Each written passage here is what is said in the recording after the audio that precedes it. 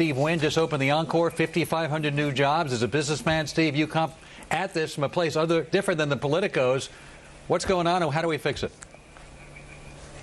One of the things I think we've learned is that the problems we're going through with Fannie, Freddie, and the rest of all the financial institutions have to do with the fact that everybody thought they could lay it off to someone else. So they worried about bigger deals and bigger fees and bigger bonuses.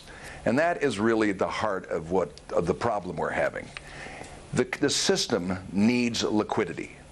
That's what the system needs. The question is, and the reason I was glad that I got a chance to be with you guys today, is I think it's very important to make a point, and if it gets to Congress, that'll be hallelujah time. And that is, what we don't need to do is have the government buy the paper.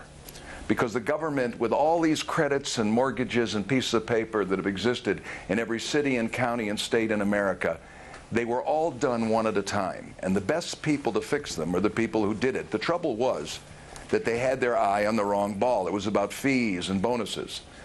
The roadmap for this, and my strong conviction is that what we really need is to have the government stiffen the liquidity of the financial institutions in America to stave off any more problems with the use of preferred stock. Don't buy the paper. They'll never know what to do with all these mortgages in Washington, D.C. There aren't enough bureaucrats to handle this.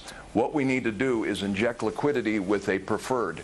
The government puts this liquidity in and then tells the managers, very much like Warren Buffett did with Goldman Sachs, listen, you're not going to get any bonuses, you're not going to get distribution to stockholders until you pay the government 5 or 6 or 7% off the top.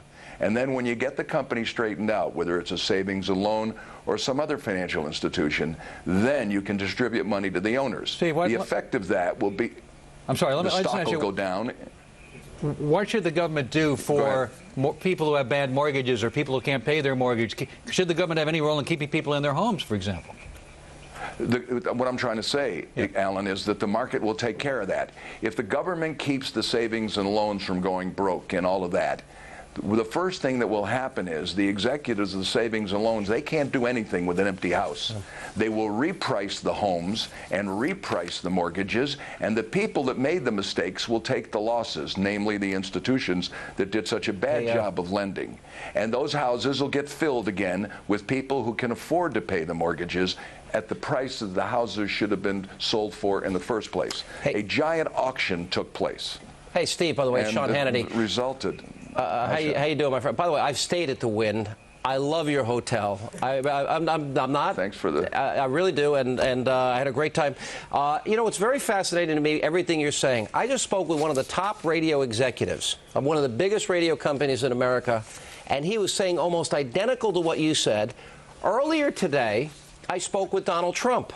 And by the way, Steve Wynn is no bigger fan than Donald Trump. I got to tell you, when I told him you were on, he said, tell Steve I love him. But interestingly, he thinks the fact that the bill didn't go through is a good thing. And you're saying, why is it some of the best and brightest and smartest businessmen don't like this deal?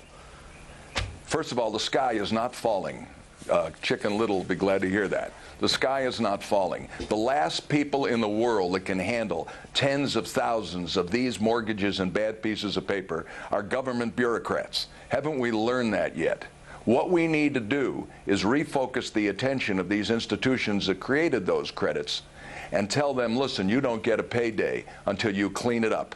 They'll resell the homes, they'll reprice the mortgages, and the government's got time to do this. If they've got time to go buy $600 or $700 million worth of paper, they sure have hell got enough time to go and figure out how to inject liquidity in the system without destroying incentive. You know something, Steve? I've read your story, and Donald Trump had the highest praise for you today when I told him you were going to be on. I've read your story. I've watched Donald Trump in New York, and I've followed his career very closely. You're two of the smartest business, real estate entrepreneurs that I know. You put a lot of money at risk. You've made tough decisions, and I got it. And why can't these guys in Washington listen to the people that are successful? Why aren't you called in?